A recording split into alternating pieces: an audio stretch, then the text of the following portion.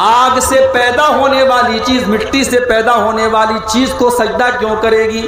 اے اللہ میں آدم کو سجدہ نہیں کر سکتا۔ اللہ نے فرمایا ما لک ان تتکبر فیہا، تو تکبر کر رہا ہے، تو اہنکار کر رہا ہے، تو گھمنڈ کر رہا ہے، تو جنت میں رہ کر کے تکبر نہیں کر سکتا، تو اللہ کی بارگاہ میں رہ کر کے تکبر نہیں کر سکتا۔ فخرج منہا، تو نکل جا ہماری بارگاہ سے، تو نکل جا جنت سے۔ اللہ نے ابلیس کو جنت سے نکال دیا اور قیامت تک کے لیے ابلیس کو شیطان بنا دیا، لعنتی بنا دیا۔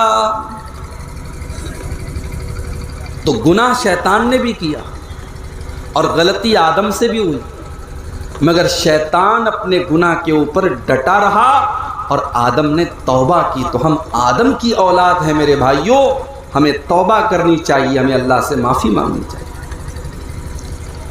اسی لیے اللہ کے پیارے نبی فرماتے ہیں کل بنی آدم خطاء، تمام آدم کی اولاد غلطی کرتی ہے، آدم کی تمام اولاد سے غلطی ہوتی ہے۔ وَخَيْرُ الْخَطَّائِينَ التَّوَّابُونَ، اور آدم کی سب سے بہترین اولاد وہ ہے جو توبہ کر لے، جو اللہ سے معافی مانگ لے۔ او میرے نوجوان ساتھیو، رات کو 2-2 بجے تک موبائل میں لگے رہنے والے میرے بھائیو، میری نوجوان بہنوں، موبائل کے اوپر لگی رہنے والی میری بہنوں میرے بھائیو، اللہ کی بارگاہ میں توبہ کیا کرو۔ کچھ ایسا ٹائم فکس کر لو، کچھ ایسا وقت اللہ کی بارگاہ میں نکالو جب ہم ہو اور اللہ کی ذات ہو اور ہماری آنکھوں سے آنسو نکل رہے ہوں، ہم اللہ کی بارگاہ میں اللہ سے معافی مانگے۔ اگر ہم سچے دل سے معافی مانگیں گے اللہ معاف کر دے گا۔ کہتے ہیں نا صبح کا بھولا شام کو لوٹ آئے تو اسے بھولا نہیں کہتے۔ اللہ کی بارگاہ میں جو سچی توبہ کر لے اللہ اس کی توبہ کو فوراً قبول کر لیتا ہے۔ اللہ کے پیارے نبی فرماتے ہیں التائب من الذنب کمن لا ذنب لہ، جو گناہ سے توبہ کر لیتا ہے، جو اللہ سے معافی مانگ لیتا ہے، وہ اس کی طرح ہو جاتا ہے جس نے کبھی گناہ ہی نہیں کیا۔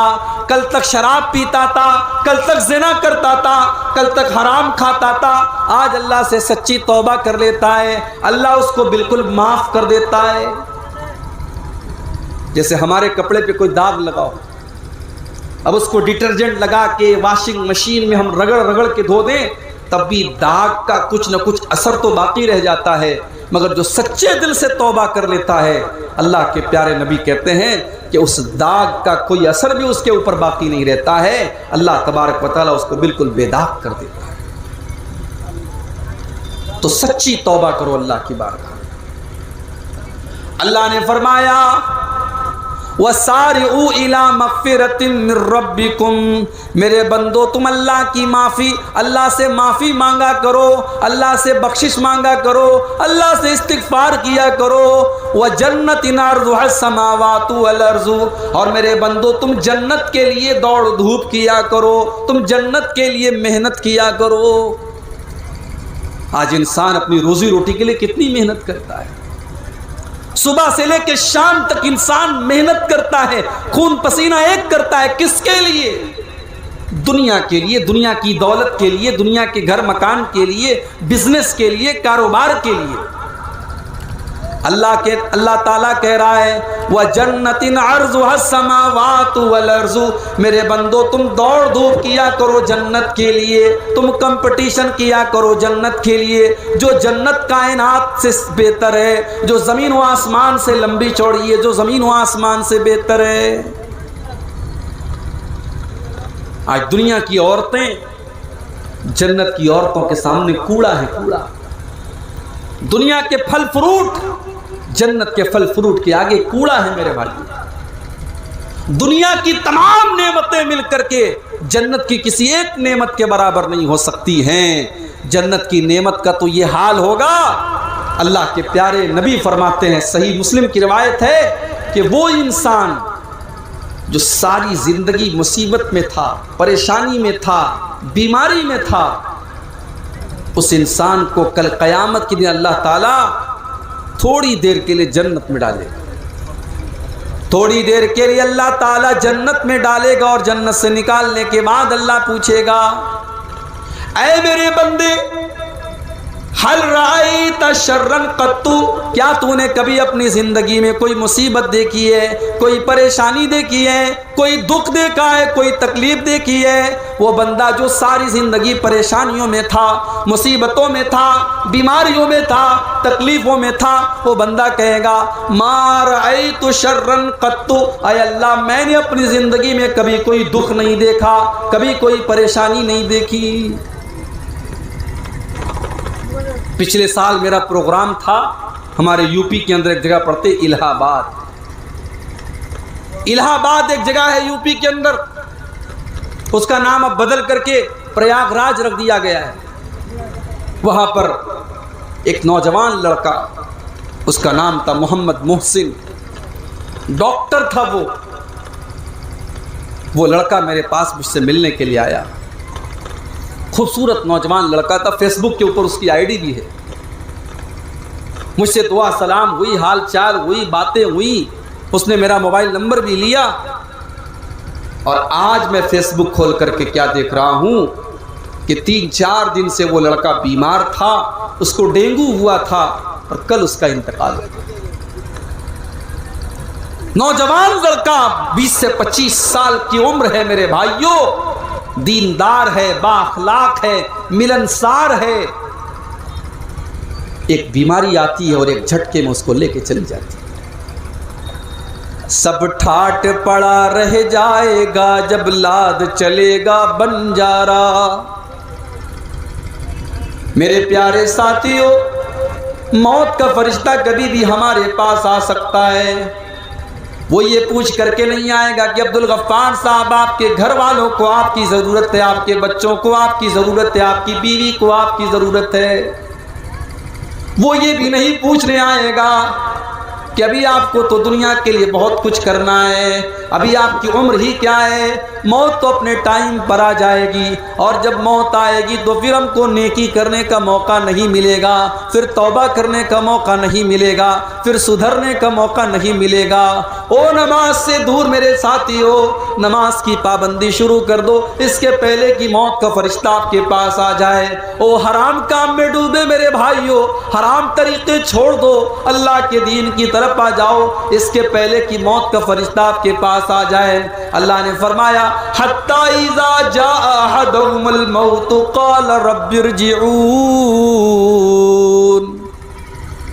جب موت کا فرشتہ آتا ہے، جب موت کا ٹائم آتا ہے تو انسان یہ کہتا ہے کہ اے اللہ مجھے ایک چانس اور دے دے، ایک ٹائم اور دے دے، ایک بار دنیا میں اور بھیج دے۔ قال رب ارجعون، اے اللہ ایک موقع تو مجھے اور دے دے،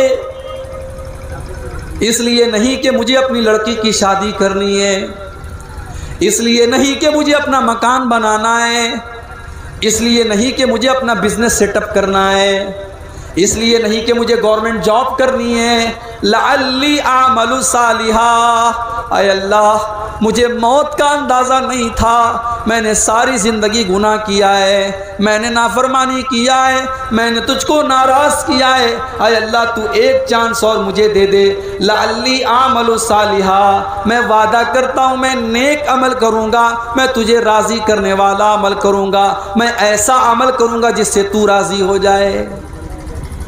یہ کب کہے گا انسان؟ موت کو دیکھنے کے بعد کہے گا۔ اللہ فرمائے گا کلا، ایسا کبھی نہیں ہو سکتا، انہا کلمۃ هو قائلها، اے میرے بندے یہ تو بس تیرے منہ سے نکلنے والی ایک بات ہے، تو آج کہہ رہا ہے، اگر ہم تجھے دوبارہ دنیا میں ڈال دیں گے پھر تو وہی کام کرے گا، یہ تو بس تو بات ہی بات کر رہا ہے۔ وَمِن وَرَائِهِمْ بَرْزَخٌ إِلَىٰ يَوْمِ يُبْعَثُونَ، اور اے میرے بندے اب تیرے پاس موت کا ٹائم آ چکا ہے، اب تو تجھے برزخ میں جانا ہے، اب تو تجھے قبر میں جانا ہے، اب تجھے دنیا کی کوئی طاقت روک نہیں سکتی ہے۔ موت وہ چیز ہے میرے بھائی، آج تو ہم اور آپ اتنے کٹھور دل ہو چکے ہیں، کہ قبروں کو دیکھ کر کے اور موت کو دیکھ کر کے بھی ہمارے رونگٹے کھڑے نہیں ہوتے، ہمیں موت یاد نہیں آتی۔ قبرستان میں بیٹھ کر کے لوگ جوا کھیلتے ہیں، قبرستان میں بیٹھ کر کے لوگ شراب پیتے ہیں، قبرستان میں بیٹھ کر کے لوگ حرام کام کرتے ہیں۔ اتنا سخت دل ہو چکا ہے انسان۔ ارے قبرستان تو وہ جگہ ہے جہاں پر ہمارے باپ دادا دفن ہیں، ہمارے مردے دفن ہیں، اور قبرستان وہ جگہ ہے جہاں دیکھ کر کے ہم کو موت یاد آنی چاہیے۔ اللہ کے نبی کہا کرتے تھے، او لوگوں میں نے تم کو قبرستان جانے سے منع کیا تھا، میں نے تم کو قبروں کی زیارت سے منع کیا تھا، لیکن تم قبروں کی زیارت کیا کرو، تم قبرستان جایا کرو، فَإِنَّهَا تُذَكِّرُكُمُ الْآخِرَةَ، اس لیے کہ قبرستان جانے سے موت کی یاد آتی ہے، آخرت کی یاد آتی ہے۔ ابن ماجہ کی روایت ہے، ایک انصاری صحابی کا جنازہ ہے، جنازے کو قبر میں اتارا جا رہا ہے، اللہ کے نبی ایک سائیڈ میں بیٹھے ہوئے ہیں، آپ کے صحابہ بھی آپ کے ساتھ بیٹھے ہوئے ہیں، اللہ کے نبی بالکل خاموش ہیں، صحابہ بھی بالکل خاموش ہیں، اور جنازے کو قبر میں اتارا جا رہا ہے۔ اللہ کے نبی کی آنکھوں سے آنسو بہنے لگتے ہیں، اللہ کے نبی رونے لگتے ہیں، اور اتنا روتے ہیں اتنا روتے ہیں حتیٰ بلت سرا، آپ کے آنسوؤں سے وہاں کی زمین تر ہو جاتی ہے، وہاں کی زمین بھیگ جاتی ہے، اور آپ یہ فرماتے ہیں لمثل ھذا فاعدوا یا اخوانی، اے میرے صحابہ اس قبر میں تم کو جانا ہے، اس قبر کی تم تیاری کرو، یہاں تم سب کو آنا ہے، اس جگہ کی تم تیاری کر لو۔ قبر میں کیا کام آئے گا میرے بھائی؟ ہمارے بچے تو ہمارے کام نہیں آئیں گے، ہماری بیوی تو ہمارے کام نہیں آئے گی، ہماری دولت ہمارا مال ہمارے کام نہیں آئے گا۔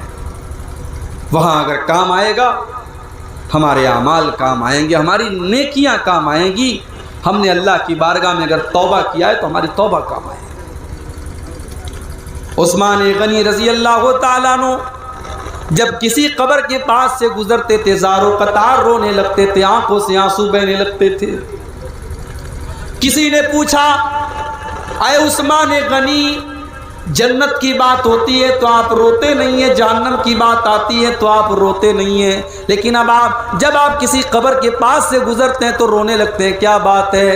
عثمان غنی کہتے ہیں او لوگو، میں نے اپنے پیارے نبی کو یہ فرماتے ہوئے سنا ہے ان القبر اول منزل من منازل الاخرہ، بے شک یہ قبر آخرت کی پہلی منزل ہے، جس نے اس منزل کو پار کر لیا اس کے لیے آگے کی منزل آسان ہے۔ میرے پیارے ساتھیوں، آج بڑے بڑے علماء دنیا سے جا رہے ہیں، جو اللہ کے نیک بندے جن کی دنیا کو ضرورت ہے آج وہ دنیا سے جا رہے ہیں۔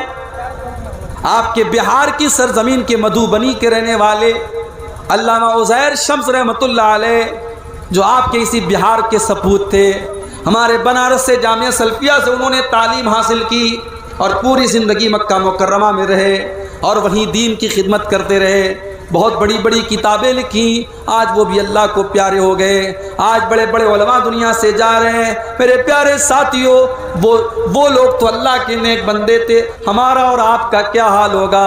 ہماری اور آپ کی زندگی تو گناہوں میں گزر رہی ہے، اللہ کی نافرمانیوں میں گزر رہی ہے، غلط کاموں میں گزر رہی ہے۔ میرے پیارے ساتھیوں، اس سے پہلے کہ موت کا فرشتہ ہمارے پاس آئے، ہم موت کے بعد کی تیاری کر لیں۔ اللہ کے نبی سے پوچھا گیا اے اللہ کے نبی، سب سے افضل مومن کون ہے؟ افضل کا مطلب سرووتم، سروشریشٹھ، سب سے اچھا۔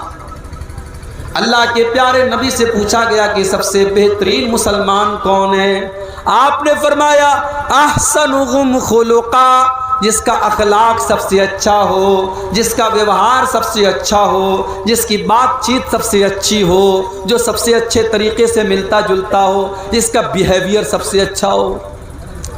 پھر پوچھا گیا وَأَيُّ الْمُؤْمِنِينَ أَكْيَسْ، اے اللہ کے نبی سب سے بدھیمان کون ہے؟ سب سے عقل مند کون ہے؟ سب سے چتر کون ہے؟ سب سے چالاک کون ہے؟ اللہ کے پیارے نبی نے فرمایا اکثرهم ذکرا للموت واستعدادا لما بعده، سب سے زیادہ موت کو یاد کرنے والا اور موت کے بعد کی زندگی کی تیاری کرنے والا۔